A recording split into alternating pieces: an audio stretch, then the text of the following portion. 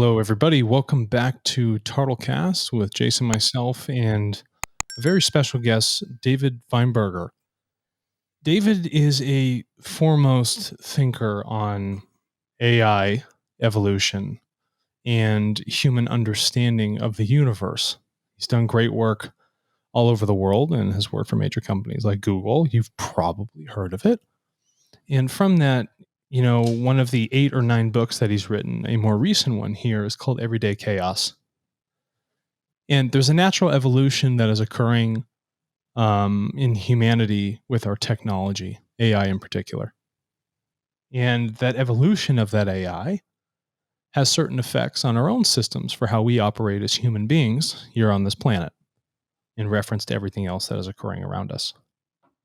So, David, thank you for joining us on TartleCast. Thank you for writing this book. And we are very excited to ask you some questions that have come to light after going through this material. All right, well, thanks for having me. So, for kicking this off, David, the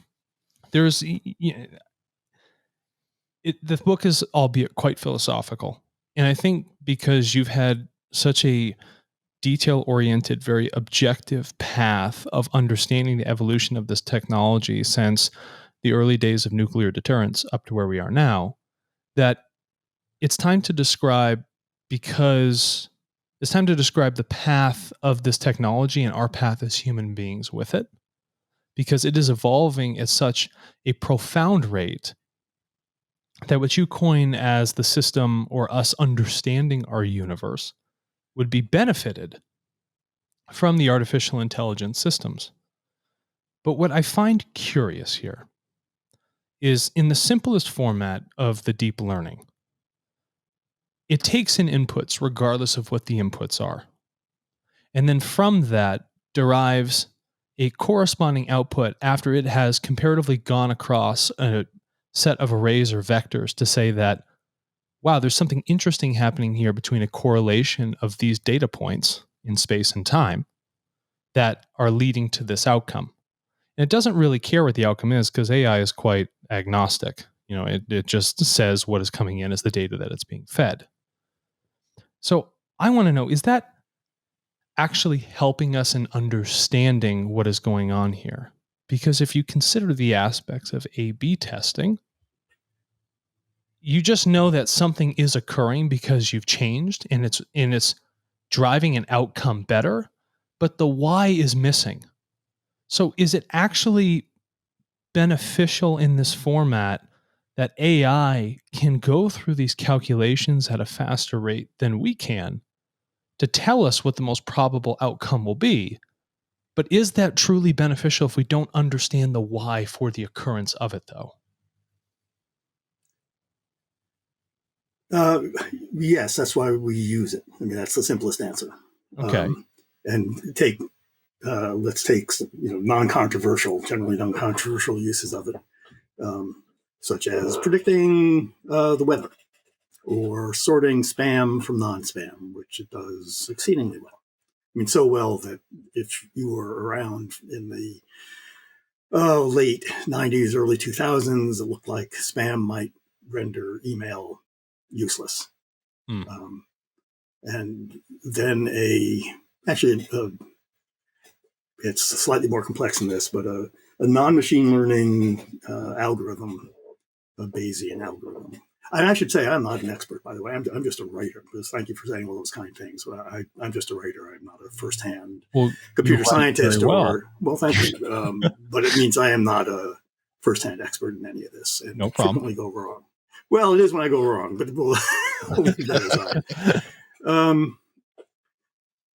Yeah, and over time, that initial algorithm was replaced by a more capable set of machine learning algorithms, and that's what sorts. That's why if you do use email the way us older folks do, it's totally usable. Spam is a minor annoyance, even though it's because machine learning is doing all the work. So you take non-controversial examples like that, semi-controversial ones like autocomplete. Semi-controversial because it sometimes is embarrassingly wrong and sometimes brings to light shameful biases in our culture. And it works really well. That's why we use it. So yeah. But in many instances, we don't understand. In many instances, we don't particularly care to understand. I assume for a lot of the spam stuff, we don't need to know why it's working, what the weird combination of words and in their nearness to one another and the absence of words and all those sorts of patterns which escape human notice. And in some cases, maybe the machine may be picking up on patterns that are so complex that we couldn't understand them if we wanted to. But I mean, I think we basically don't care so long as it's separating the spam from the not spam, which is something that we can test pretty objectively. Now, let's make up a case. It starts, it turns out that, a silly sort of example, but not entirely, that legitimate email from people of color or Black-owned businesses or whatever are being marked as spam at an unequal rate, falsely marked as spam at an unequal rate from email from people who are not people of color. And at that point, we would be, I hope, be genuinely concerned. This is not a little, we'd be alarmed. We say, because there's an issue of fairness here. It's not simply being inefficient. It's being fair, and it may be damaging businesses on the basis of race. That's not acceptable. And at that point, we may well want to know, why is it doing this? What are the words that are triggering it? I think that spam algorithms are simple enough that we probably could inspect it. I don't know, not an expert. Let's assume if that's the case, in which case you would do a sort of forensic examination and you would discover and fix, we hope. But in other cases, in diagnosing diseases, you can easily have the same sorts of inequities where it works great for white people, but it's sending people of color for mistreatment. And, that's really pretty serious. And the human body is way more complex than spam. It's insanely complex. Human metabolism is one of the most complicated systems around. And it may be, and there are certainly cases in medical AI, diagnostic AI, that it's able to pick up on things that testing shows AI is getting right, which means it's probabilistically right, because AI only produces probabilistic results, basically. But, if it says that, it looks like there's an 85% chance that this person, based upon, I'm going to make this up, but not entirely, on a retinal scan, looks like they may develop diabetes or have heart problems, which normally in retinal scans, humans can't pick up on. And in fact, this is one of the cases that retinal scans are, machine learning is able to predict things, to state things probabilistically about the person's age and gender and heart condition and the like, or elements of heart condition. If it turns out that it's working well for white people and terribly for Black people, then it may be that it's using so many signals in such deep, complicated, multi-independent patterns of probability that we simply cannot understand how it's making its decisions. At which point we have a problem because we have a system that is doing damage, that is inequitable and doing damage, and that's the most pressing issue. And we don't know how to fix it by fixing the software directly. We don't know what in the data is causing this. We don't know what in the algorithms is causing it. This is a completely plausible situation. And at that point, we have to make some decisions. So there's some things you can do to work with AI to tinker, because there's a huge amount of human decision-making in developing any AI system. You don't just pour in the data and it does an analysis and out comes the results. You have very talented, experienced, and often intuitive computer scientists, computer engineers who are building these systems, and they're tinkering with a whole bunch of parameters or dials to tweak it this way or that way. And it's conceivable that they could do more or less blind tweaking and drive the bias out of it. That's logically possible. And it's quite likely, I'm going to guess, that it could be improved somewhat. And we'll have to make a decision about what we want to do about that. So it may not be an easy decision, right? but go ahead. Yeah. So that's driving the bias out, David. Now, what about the inherent bias in those individuals, those intuitive computer scientists that are defining the original fundamental pieces of the code that start that Bayesian, statistical process to begin to refine itself over and over? This is the way I see it is this, right? I have a piece of stone and you like the Greeks, and I'm carving something up in the Hellenistic period. If I carve too much and then leave that structure in place, it can either be too weak or I can't go to change it later because of the immutableness of stone itself. But I can come in and maybe, carve off a little bit of this, change some of the angles, and then I have myself a stronger pillar.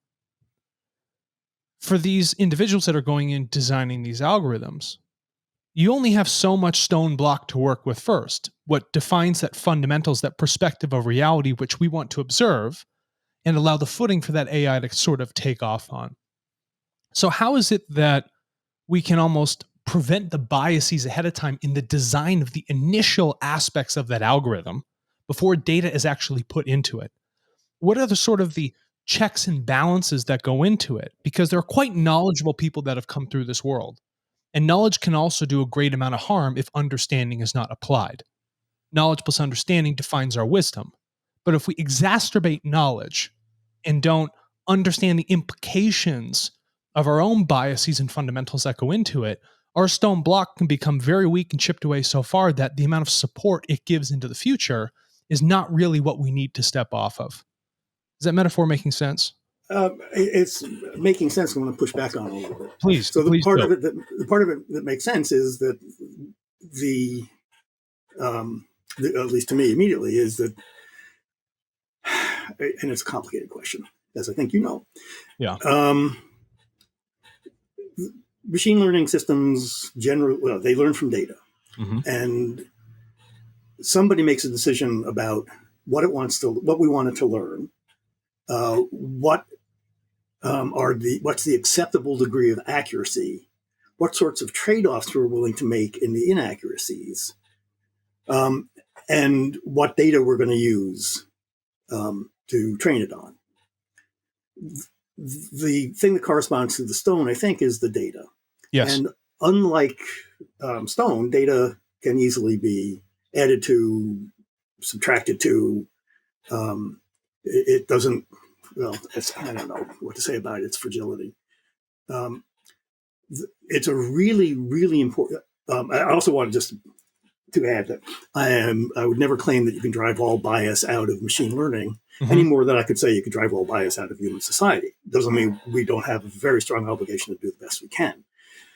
But as long as data represents humans and human activity, it's going to represent human biases, and we can work against that. And that has become, thankfully, a very, very big issue, and very well recognized in the AI community and beyond. So who gets to decide what data it's going to learn from? Right. That is, and what are the checks and balances? That's a really important, very hard question, because in one sense, it helps to have some good idea of how machine learning systems work, to be able to tell whether this data set is going to give us the sorts of results at the level of accuracy that we want. But the people who have that knowledge are not necessarily people who also have a deep understanding of social justice issues. Mm-hmm. And so I don't think, even in cases where it seems bias couldn't enter, such as weather predictions, but certainly in more sort of social uses of machine learning, there is a strong movement for what's called participatory machine learning, sometimes called that. Also, a design justice movement, which takes very seriously the involvement of people who are knowledgeable about the social justice issues, including people who are most affected by the outcomes, who traditionally have been very much left out of the machine learning design and learning training processes. I'll give you an example.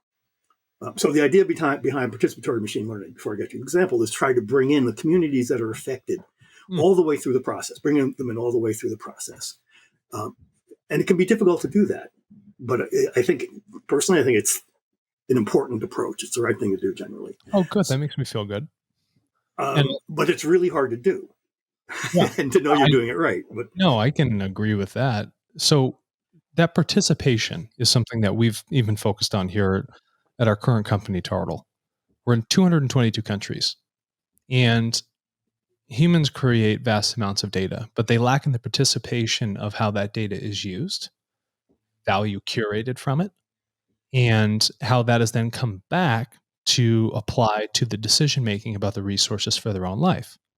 So we were like, well, we need to flip that power asymmetry and bring them into the process, which is a very difficult thing to do, and ask them to share swaths of data, very personal, granular things with those individuals or those companies or those algorithms that are trying to do that sort of analysis so that we can eradicate those biases and truly take a very inclusive approach of understanding, not just having knowledge, but true understanding, and using that AI to help find that thread that actually unites the greater majority of all of us to solve the problems that we're currently faced with. You know, the predictive models show, we got 50 to 70 years, if we continue on this current climate path and not taking responsibility or stewardship. Great. Fantastic. Thank you for telling me this is the limitation of my time. But the question is, are the people involved, the ones that are actually affecting that system, in the stewardship, in the change, to alter that predictive model? To say, I want to extend it to 100, 200, 300, 1,000 years, multiple generations. But they have been left out of it because there's no analysis of their own behaviors and how those behaviors are then shared with the people that design those systems that help predict those models to define what our future would look like. And you're right, that sort of participation, David, is a very difficult thing to get. so I think I'm not sure I'm understanding exactly who you have in mind. So let me take a step back and then Please. you can be more specific. Because I think that was a boomer complaint. I am a boomer, of course, and I'm fine with boomer complaints, but I want to make sure. So I'm going to give you an example of one type of participation. The part that is usually people have in mind when they talk about participatory machine learning. This is not entirely a made-up case, but because I'm always bad on facts or reality, I'm going to pose it as a hypothetical. It's roughly right, though. I should just say it's hypothetical. So imagine, if you will, that a city decides to use AI to redo its bus stop schedule, its bus routing and schedules. And they gather up all sorts of data, including from all parts of town. And it comes up with a machine comes up with an optimized schedule. And sure enough, they put it in place, and it is moving more people faster to their destinations. So boom, success. Except that it turns out that, that's on average.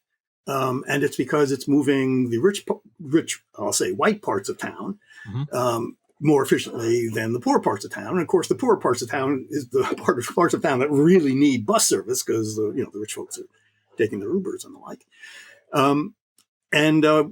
That was not known until the people who were affected by it spoke up. And the thinking is, maybe if they had been involved from the very beginning, the city would have implemented what was essentially a racist bus schedule. With all good intentions, right? It was 100% good intentions all around, including environmental impact. It's a more efficient system. But the voices of people who are marginalized and affected just simply weren't consulted. And so then the question becomes, next time, let's make sure that we bring these people in, and let's make sure that we don't have to rely upon petitions from them, but even after the thing is installed, that we're doing evaluations and we're checking with the community, we get early warning that we basically screwed the pooch on this. All good intentions. Maybe we can get these people involved throughout the process. These people being, this is a tough question. What exactly does that mean? Who counts as the participants who need to be consulted, and how, in just very practical terms, how do you do that? You have town meetings, you form a board. Many of these questions are at least moderately technical. They can be explained to people who are not computer scientists, but you need people to have some patience and interest in it. So do you let them self-select themselves? I mean, it's the pragmatics of it are difficult, but that's true in all of representative democratic processes, right? It's tough, and you Right. figure it out. So that's different than, I think, from your, and I'm completely in favor of that. I think that's different from the fact that the people who are, I'm 70, so I'll die in 15, 20 years, maybe a little bit more. I will escape the ravages of climate change. My children won't, and my grandchildren won't, but I will. So from my self-centered perspective, it sounded to me like you're taking the necessary participants to be those of us who have the most power in the world, by demographic, by and large, have the most money, have the most power, and who basically don't care about what happens after they die, which makes them very, very bad people, by the way. But that's what we're dealing with. That's a different type of participation, and I may be reading into your comments. You're That's why I'm asking it. you're almost reading in perfectly. I look for participation from everyone, regardless of demographic, resource holding, whatever it might be. The way we define it is if there is a human being that is interacting with that system, their voice is to be heard. If they're ones that ride the bus or don't ride the bus, there is an effect of their thought within that community and the outcome of those effects. So whether you are a baby boomer or your group that's typically been excluded, you have the ability to participate through your own choice and free will to do so of the sharing of that data. And that's what we're looking at. Go ahead. So sorry, go ahead. No, you do. I want you to stir up the gear here. Go ahead. Please ask. So there, I have a few things to say. I'll say them. I'll just batch them. One is that I think there's a certain, I'll say it, naivete in thinking that everybody is on an equal footing and can have a voice.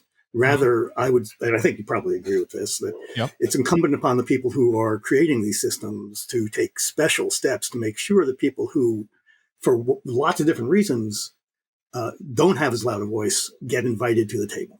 Precisely. And it may be expensive to do that because you may have to engage. It's a harder process. It's harder to find, to recruit, to bring people up to speed so they can participate. I mean, it's harder, but too bad. Second of all,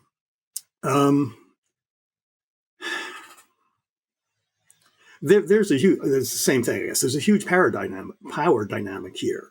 It's expensive to create a machine learning system. It requires people who are generally highly educated, at least in their computer science, computer engineering. And some of the most important models, machine learning systems, that is, require gigantic amounts of tech just to run.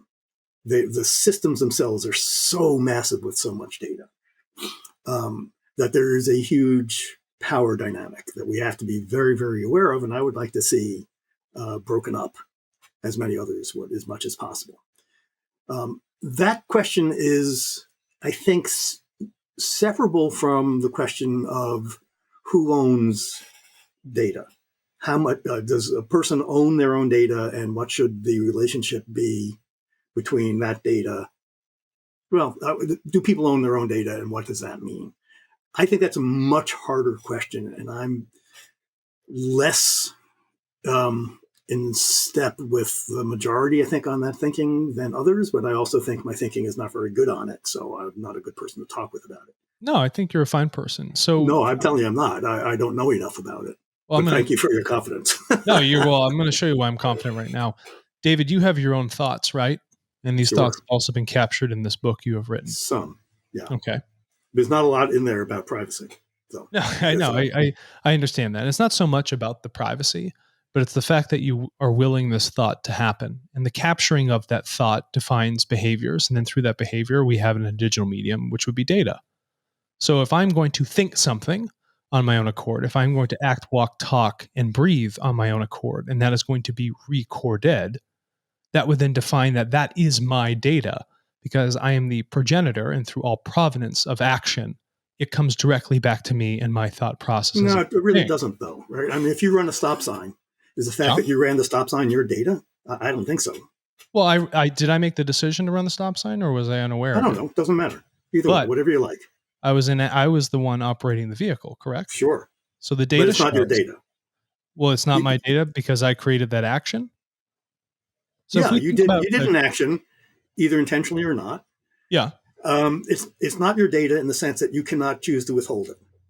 If it comes up in a court where you're getting fined or whatever, you can't say, "Well, Judge, that's my data." You can't admit the fact that either the cop saw it or the camera saw it or my car recorded it. It's not your data. And that's true not just of when you transgress, it's true of life in the world. We don't live in individual data cocoons that we own. We live out in a public. The public is impossible without public data, without public sharing of information about one another. So I'm not as, the separation between private data and public data, of course, some data is private, but it's private because we've chosen to make it private, not because it's data, not because it's something that we did. My diary, as opposed to my books, I don't have one, but if I did, my diary is private. It's private data because I chose to make it private, and there's a legal set of, there's laws and regulations that say I'm entitled to do that. If the law said I could keep my stop sign transgressions private, then I could do that, but I can't. It's just so much more complex than saying if I do it, it's my data. If I think it's my data, I don't think that's true. I don't think life is possible that way. If there's a function of, I'm operating in a public open system, or I'm operating within the closed system of my mind. And I think that is a large defining difference between the material and the immaterial and how we capture that information. I have every right to share a thought, but if I choose to drive a car, then I'm already agreeing to be a part of that public system. Yes, it is my data within that public system, and then we share within that as a collective in that public data pool of sharing. I'm not saying to withhold that. Sure. What I'm saying is that the thoughts that define me to act within that system, that force me to make choices to get in that car and operate on a public road amongst public data, is a function of my choice. And many times that why, the why that drives me in my own thoughts that cause me to operate in those very open, complex systems, is things that go missed. And when we look at artificial... So go missed by what? They're missed by algorithms, analysis, many other things, because people don't want or have the ability to share that why for that occurrence that drives them to do what they do. I'm not talking about the preventing of people sharing. This is these are totally separable things. One is, what rights do you have over, quote, your data, which is one issue, very important and very vital issue right now. I happen to disagree with bunches of the thinking about it. I think the majority thinking about it, but I don't have trust in my opinions about this. And then there's the question of the data. Data is a readout on a dial. I mean, that's literally what it is. It's not a thing in the world. Not everything is data. Sorry, I don't, my background is as a philosophy teacher. It was many, many years ago. I have a PhD in it. So I'm not pulling rank, because what I'm about to say is I'm a totally incompetent philosopher. Was never great at it. Yeah, we're all incompetent. Yeah, but I'm supposed to be, because I have a piece of paper, and I worked hard for it. And I was a pretty good philosophy teacher, but I don't count myself as a philosopher, much less as a competent or good philosopher. But I'm explaining why I think about things the way that I do. That's just there in my background. Those are my interests. Love it. Okay, so when the computer revolution started in the 1950s, a little bit further, but it really started to take over as businesses started using computers in the 1950s, and everything, information in the sense in which you use the term, was invented in 1948. Taking over a term that we still use in its old ways, but it became a technical term. Everything started to look like information. Everything.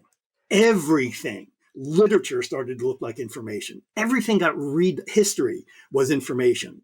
Life itself, literally, DNA, we still think of as information, but it's not. It's a molecule. It's a squiggly little molecule. It's very useful to read it as information, but it's not information. It's a thing. It's a squiggly, complex molecule that it lends itself very fruitfully to data analysis, informational analysis, which I'm totally in favor of. I like science. I like genetics and all that stuff. Information, data is literally something that's read off of some type of meter. It's whether it's a physical meter or something else. The temperature today is 75 in Boston. Okay, that's a reading off of a thermometer. That thermometer is divided into conventional units. The degree of precision and accuracy is built into the thermometer. What we accept, I didn't give you a fraction, and if I did, it probably wouldn't go past a hundredth, because that's all we need. That's the data. Data is a reading off of a meter. That is all that it is. Becomes real, and so machine learning only has data. That's what it deals with. And data is, in one way, it's a really, can I say crappy? Go ahead. You can say whatever you want. Are you kidding me? It's a really shitty representation of the world, because the world does not consist of data. On the other hand, it turns out having massive amounts of this basically shitty representation of the world, which depends upon what we're measuring, where and why. It's totally inequitable. That's why weather is also, even though it's not about people, is subject to biases, because we measure, we have different quantities of data in poorer parts of the world. Mm-hmm. And so it's less accurate. So even that, because of the nature of data and the inequity of the world, turns out to be biased. So data is a paper-thin metric. It turns out when you have massive amounts of it, machine learning can find correlations and correlations within correlations, and many of them are spurious correlations. We hope those get overwhelmed by the better patterns. It turns out that you're able to make predictions and do classifications and do all the sorts of things that machine learning does better than humans can. And that's at the cost sometimes of, of course, of bias, but we have bias in non-machine learning systems as well, in every human system. And B, sometimes in ways that we can't figure out how it's coming up with its results. So we get knowledge in the sense of, we can predict what the weather is pretty accurately. That's a type of knowledge, but we may not be able to explain exactly why. We are getting to the point where we can predict, we can do diagnostics that are pretty accurate enough that we want to keep doing them, and we can't tell exactly how it knows it. As we get further and further into human metabolism, which is a vast, complex dynamic system, it is crazily complex, even down to the individual cell level.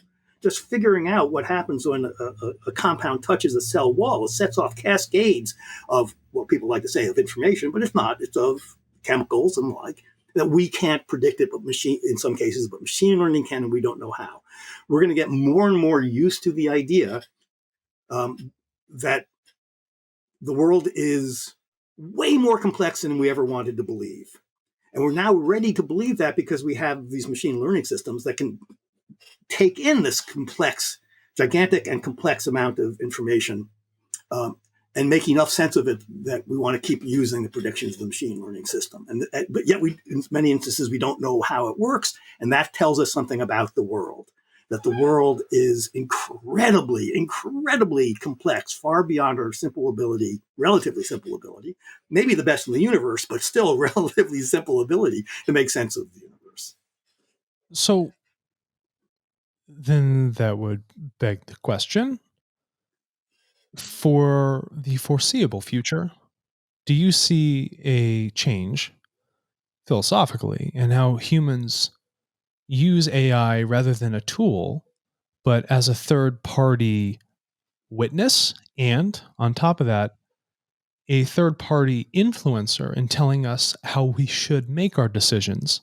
Because if it has the ability to observe many different endpoints at the same time and then refer that information back to us, do you see that actually enhancing the way we make our choices that would be beneficial to our evolution?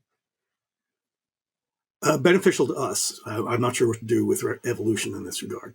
Absolutely. That's why we use it. We currently use it. Mm-hmm. I use routing software, maps, all the time. Since I was born, I have a deficiency in my ability to navigate the real world. And it's very pronounced. It's very, it's real. I have no sense of how roads connect. I can't visualize it. I use routing software all the time. I have no idea how it works. Maybe I'm using Google Maps. Maybe the people at Google Maps knows how. Maybe the machine learning system is intelligible to them. Not all of them are black boxes, but maybe it's not. I don't care. As long as it's working, I don't care. Likewise, right now, if I go to the doctor, for the past all my life, I've gone to doctors and believed what they said based upon science that is a black box to me. Now, the difference is that I could, conceivably, in some universe, I could be a scientist and understand it. And with some of these machine learning systems, that's not a possibility. I'll give you another example. This comes from a guy named, don't get old. When you get old, you can remember one name. It takes two people to remember both names. Well, Michael Nielsen. I think it's probable that I do get old, so no chance. I hope so. Michael, I just had it and lost it. Anyway, we'll come back to him in a minute. Who is a scientist. When the Higgs boson was discovered at the Large Hadron Collider, right? It was probably 7 or 8 years ago now. It was awesome that humans were able to do this. But this guy, Michael, God, it's going to drive me crazy. Michael Nielsen said he's a complete believer, right? He's not like a idiotic science skeptic in this. He 100% says, yeah, we found it.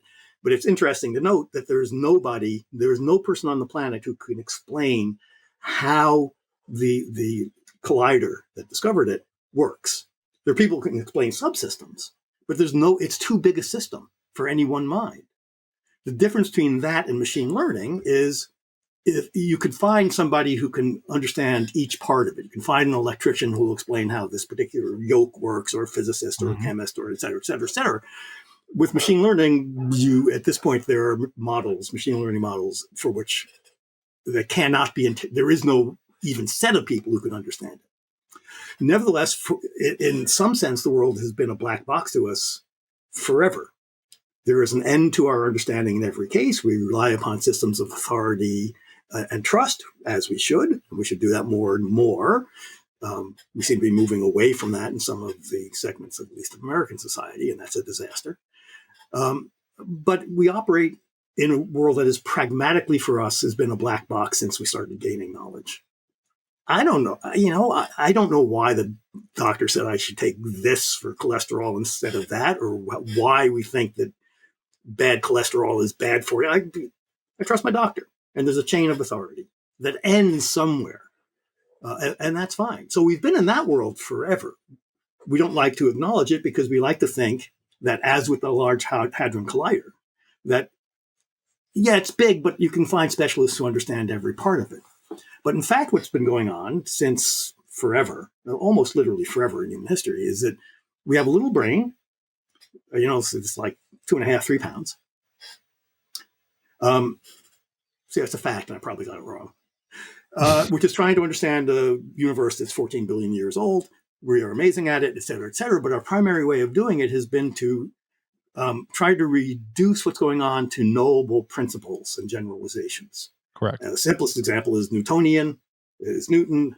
Relative handful of equations explain motion, and gravity, motion. It's and they work. And I'm not denying those general principles.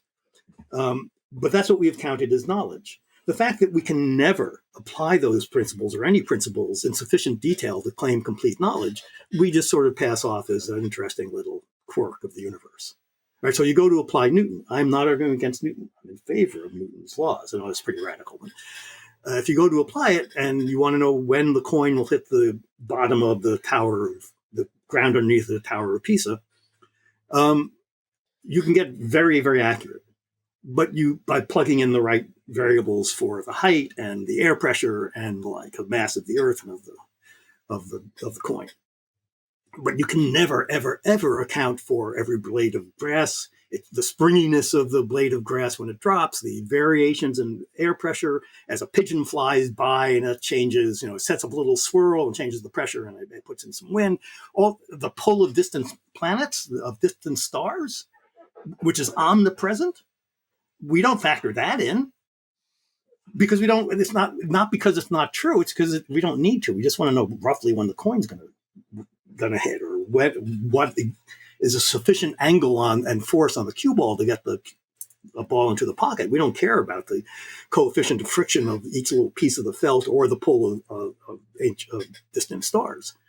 So we have these laws, and I'm happy to say, yeah, they're monuments of human achievement that we have laws that we can apply, but we tend to skip the fact that we can never apply them completely accurately because we can't get all the data that affects what's happening. And that's fine. We don't need to. We stop at where we need the accuracy.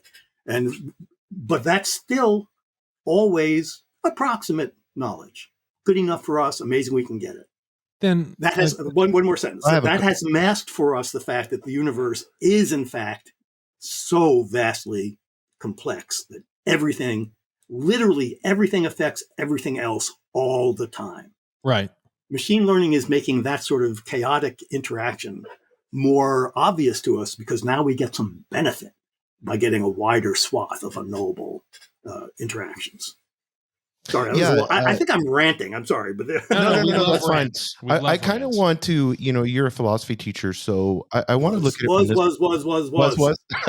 You're a master of philosophy. Yes, I am the world's greatest philosopher. But please quote that on Twitter out of context. That would make me. My lawyers will call. If we look at these AI scientists, AI engineers as being the teacher, and I want you to answer this from a philosophical point of view, and we look at the AI as being an individual, a super smart genius, a child, and it's our responsibility to teach it. What are some of the things that you think from a philosophical view is a responsibility that we have to take? And I know we've talked about eliminating bias and stuff, but is there anything else that you're seeing that we could change our course, especially with, the Googles and the Facebooks and everything that they're doing with marketing and AIs, because that leads the most ROI. But what are some of the things that this teacher can do to put us on the right course for teaching this super genius AI? It's again a really important question, which is I'm just buying time. That's all. Although it is true, it's a really important question. So on the one hand, I'm very pragmatic about it, because we are putting aside for the moment of bias. We're taking it for granted that that's going to be central in this. If it works, then I'm in favor of it.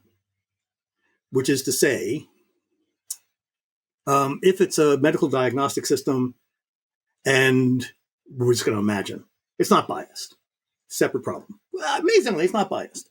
And it is able to predict the onset of, you name it, type 2 diabetes, which we can do something to prevent, right?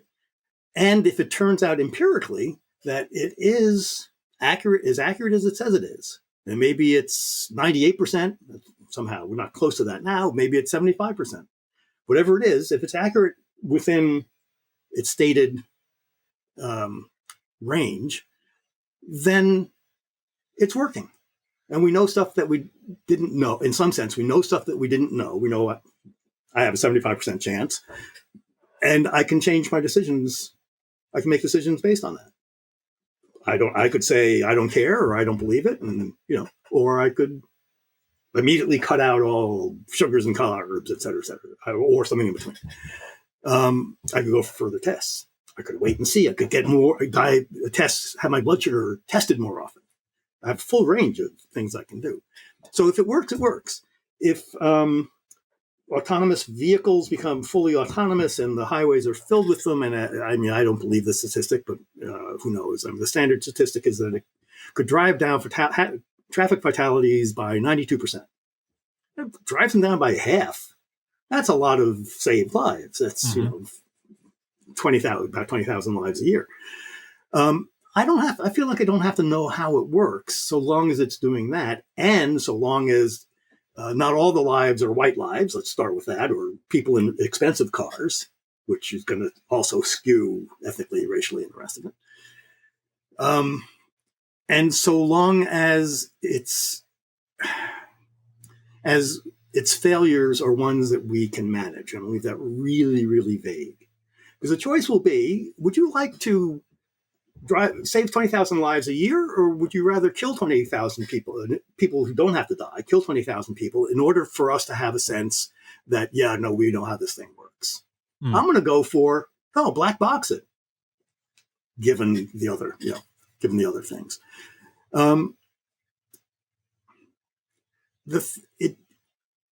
There's also a possibility that machine learning will discover relationships that we do understand. And we'll say, oh, wow, didn't know that. At which point we have learned from it. And that's always good. And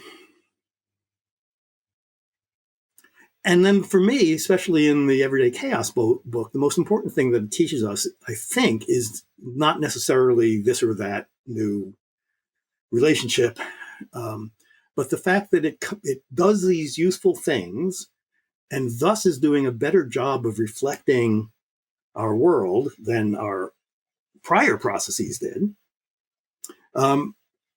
by taking in more data without any presumptions about how that data goes together, and finding intricate, sometimes quite minor relationships among the pieces that turn out to be reliable guides to what's going to happen. And that gives us a very different picture of how the world works than the one that we've had for a long time, which says the world is a set of swirling dust that we don't really much care about, except that it's controlled by a set of laws which we humans happen to be able to understand. What a coincidence.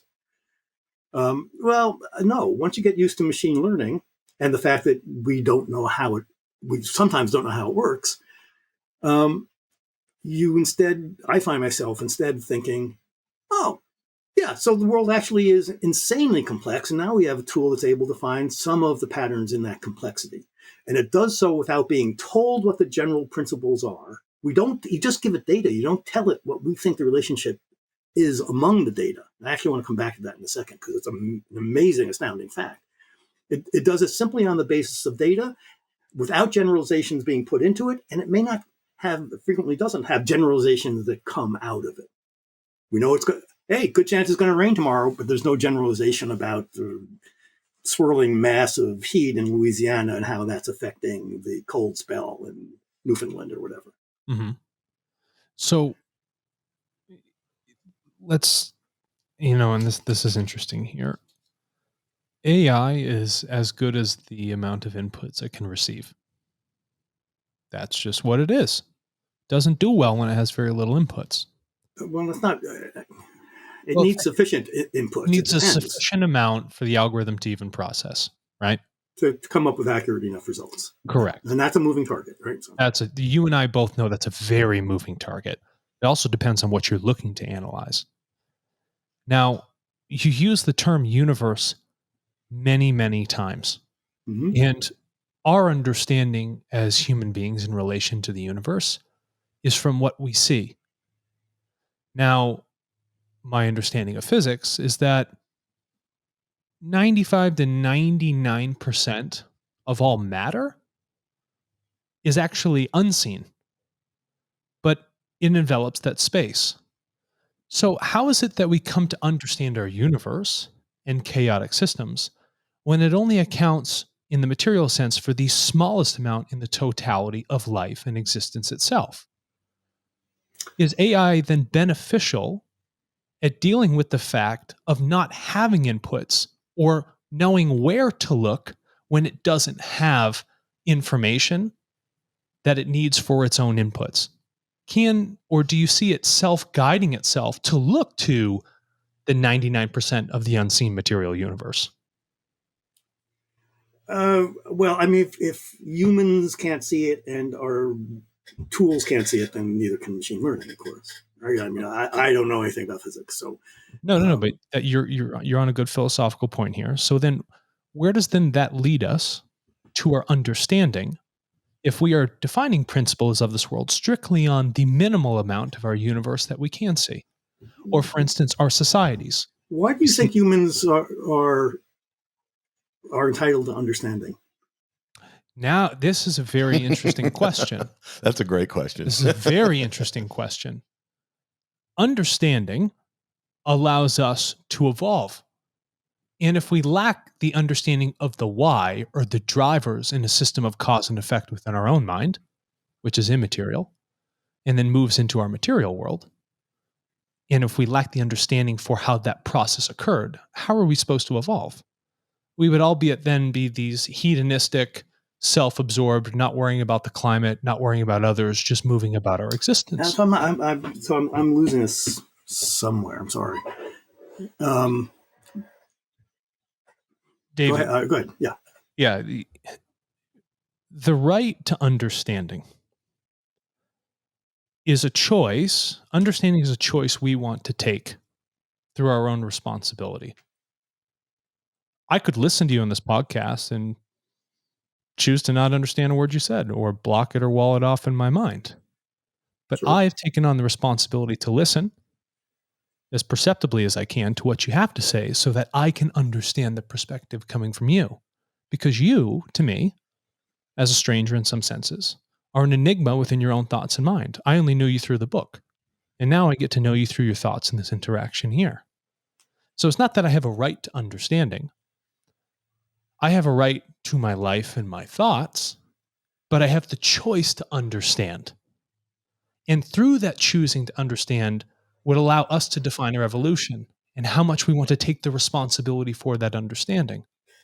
So I am curious if AI can deal with that sort of fact about driving the responsibility for human beings to want to understand, to show us a world we did not see before, to bring out the blooms of complexity, to look at our own minds and understand this very spacelessness and timelessness of our thoughts and see how that applies to our physical so we can understand. And if I am very egotistical, self-absorbed, self-centered, well, then I would like to understand what happens within my system of me picking up this coffee mug and putting it down, or how I have this interaction, Right. or how I think about you. So you're asking a lot of a computer, which does not understand, as a computer, does not understand anything. It is a series of switches. It is not conscious. It's not partially conscious. It doesn't understand. It's a set of switches that manipulate other sets of switches. Thank you. Those switches represent data. Mm-hmm. Your choice to understand the world, to not understand it, to be a selfish asshat or not, that's not on the computer. That's up to you. I'm not even sure it's up to you, but it's certainly not on the computer. I don't know who it's up to, because if it were up to people, then they wouldn't be selfish. I don't know. Anyway, the thing that I am most excited about with AI is not the advances that it gives us in our ability to predict and classify, categorize things in ways that can be they can be very harmful, but extremely beneficial in medicine and climate change, for sure. Weather itself, forget climate for the moment, weather itself is one of the most complex systems. Literally everything on the planet affects the weather. Likewise, it affects the climate, and everything in the universe affects climate, and very particular, more so than, including seasons, stuff that's very sort of close at hand within the solar system. So the machine learning's ability to get me places, literally to route me, or to analyze, it is used quite widely in climate science, to provide models that help us to see not only what is happening and is likely to happen, but also to identify some of to play what if with climate. See what happens if we were to melt the ice caps. And this is probably not a good idea, by the way. Right. Anyway, and so forth. That stuff is hugely, hugely important. really exciting. That's where a lot of the excitement about AI comes from. That and the fact that the misapplication of it can be used to suppress human judgment and to enforce racism, inequity of all sort. For example, when used in the judicial system for sentencing, which is a really, really bad idea, in my opinion. The thing that's really exciting to me about AI, I think, is in line with what you're saying, which is, but you'll tell me, which is, can I give you a slightly extended example? Yeah, but come on, give it to me. I'm right here. Okay, I got the glove out. Throw it at me. One of the standard ways of noting when machine learning actually started to take off, became a real and important thing, was around 2011, I think, something like that. Facts. Facts are for losers. The facts are people who remember things.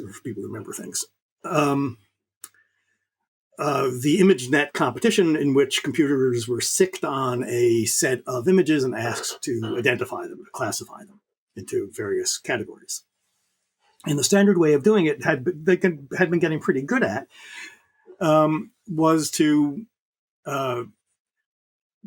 program the computer so that it would recognize particular things in images. And so I'm going to make this up. If it's classifying animals, you teach it, if there's a lot of contiguous gray and a white curve, that's probably an elephant.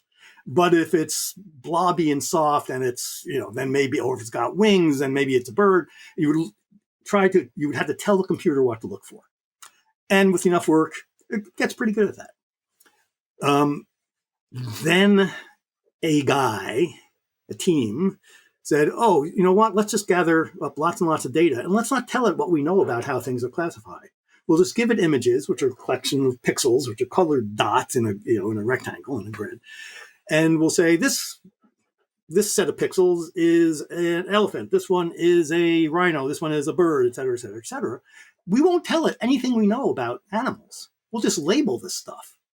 We know elephants are gray. We know zebras are striped. Let's not tell it that. Let's just let it figure out on its own what it thinks is important. And it did, and it substantially beat the best of the program. And that's the amazing thing about machine learning. It is still almost always the case that we suppress from the data that we give it to learn from what we know about how the data goes together.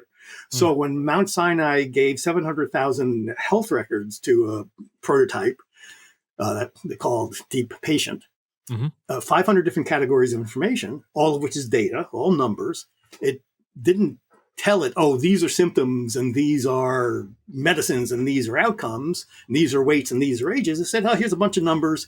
And not only won't we tell you what they are, we won't tell you what we know. We humans know about the relationships between symptoms, medicines, and outcomes. You're not getting any of that, computer.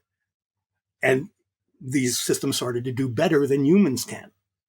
This is the most astounding thing, I think, about it. That not only doesn't it rely upon exactly the sort of knowledge that we have developed for thousands of years, which is about these sorts of generalizations. Aspirin cures headaches. Zebras have stripes. You suppress that, and it does a better job. What a slap in the face. What a slap in the face to thousands of years of human inquiry. What it tells us is that the universe is all about the particulars. Yes. It's about patterns of details and particulars. And for me, this is very ennobling about life. This is my favorite part about life, and you are articulating it wonderfully well. And you talk about zebras and Deep Patient and the Egyptians chewing on the willow bark, and how that leads to Bayer aspirin. I look at this and I understand that there are very specific, intricate, complex characteristics of human beings. And most of the time they go unmissed, or we generalize idea about human beings by putting them in buckets because it helps people simply define something, but it does it with a complete lack of understanding. So I love the fact that AI can help get us without the bias we've had for thousands of years, depending on our religions, depending on the way we think, the way our parents have brought us up, the way we've artificially or synthetically viewed our world. This will afford us the opportunity to see that we can be absolutely wonderfully unique human beings, characteristically in a complex system, and look at that directly and in a very objective manner. That excites me.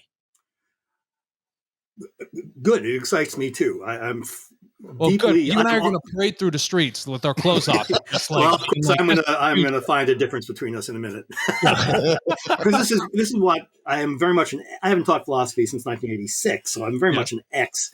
But this is exactly what philosophy teachers do, which is they get agreement and then they say, "But let me throw this at you," and then they drive it. So they basically teach people how not to believe things. It's a problem with the profession. So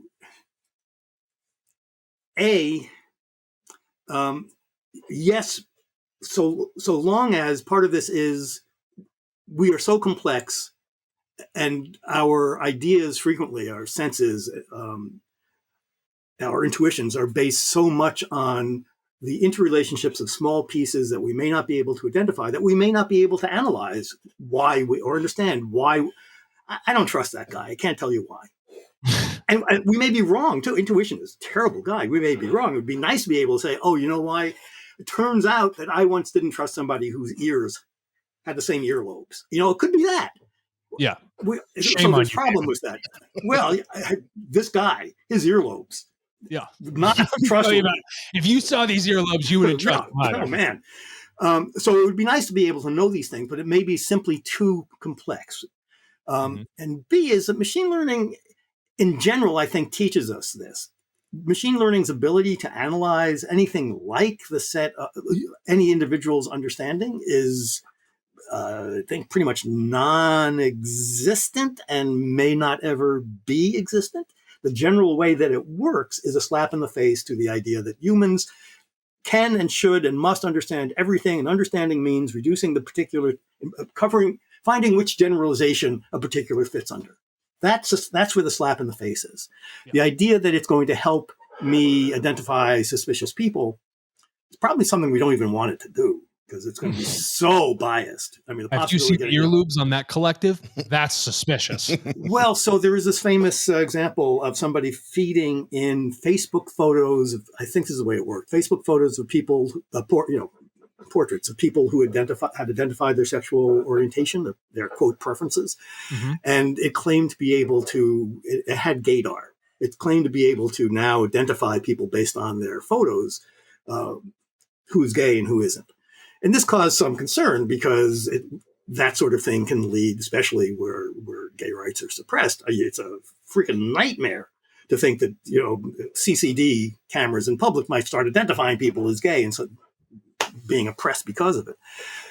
So there's a great deal of pushback on it because of the potential for misuse, but also because it seemed like really bad science. And it, in fact, turned out to be based upon irrelevant fact, not upon the set of the face or the person has a gay nose or whatever ridiculous thing. You've seen this.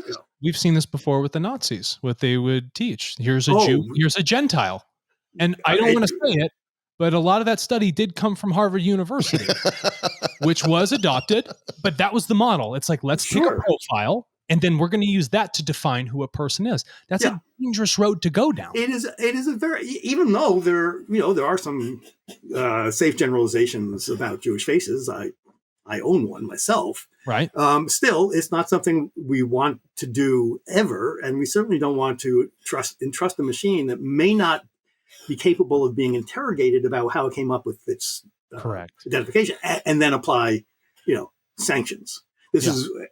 There are places, for example, in the judicial system where sentencing recommendation and bail recommendation software is still being used, despite evidence that it's not great, where even if it was pretty good, is pretty accurate in predicting who's going to be recidivist, who's going to be sent back to jail, or who's going to jump bail. People, I think we generally believe in the judicial system, in credit scores, and in other areas where we actually, the right for us to know how the decision was made is more important than the decision be as accurate as possible. Yeah. So, for example, with the FICO scores, the companies that do the scoring, that do credit scores, are constrained by law in the U.S., and I think thankfully, to not use machine learning, to evaluate a relative handful of factors, to rigorously exclude any information about protected classes like religion, gender, sexual orientation, et cetera, and to always be able to give not only a reason why you were rejected for the loan, let's say, but the reason has to be something you can do something about. So, well, no, you're black, clearly unfair, and you can't do anything about it. You live in a poor part of town. You can't really be expected to move to a nice part of town. That's not actionable. Right. But no, it's because your credit card payments were late for the past 2 months. That seems completely reasonable. The very same companies are using machine learning to spot credit card fraud, where none of those things hold, but I think that's probably okay because it initiates an investigation. They send out a warning to the user. There are various forms of remediation. And I may be wrong about that, but it seems way, way better than using machine learning for credit scoring. Yeah. So, no, we as a culture have to make those decisions. And we as a culture have to make those decisions. The AI will not make that decision for us. No. Thank you. It's funny how we end up at these thoughts, right? It only takes an hour. So this is a basic therapy session. The doorknob moment. And by the way, did I mention that in the dream, the woman who was seducing me was wearing my mother's clothing? Okay, that's what I thought. Right? I got to put that into my machine learning model. Something's not going to turn out well with this. I'm sensing an earlobe issue. Well, then, David, it's truly been fantastic.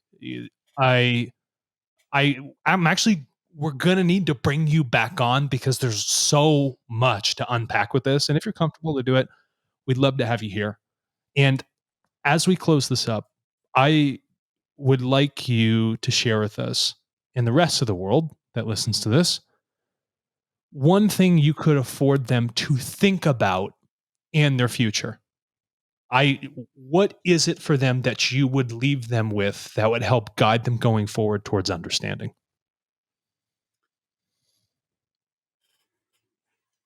That's required is wisdom. I'll say something AI related, which is something I think AI teaches us, which is pay attention to trade-offs in every moral decision, especially and including ones about fairness. One of the things that machine learning is teaching us, and we can talk about this another time, is that all of the values that we hold are all subject to trade-offs. And they can be really, really painful trade-offs. So don't hold on too tightly to any one value. Think about how you may have to give up on some of it in order to support other very important values. I actually have, you just gave me goosebumps. In that case, so long. Yeah. So David, how would people find out? I encourage everyone to buy the book. But how what is the name of that book, by the way? Everyday Chaos. Everyday Chaos. I love the cover; it's beautiful. But he's got the rest of the book. This is the dust jacket. He's got it all full of little notes and stuff. But how could somebody find out more about you? Weinberger.org. Okay. Weinberger.org. We'll put that in the show notes. Make sure to put that out there. David, listen, thank you again for this, and we do look forward to having you again on soon. Thanks for the questions and for your openness in the conversation.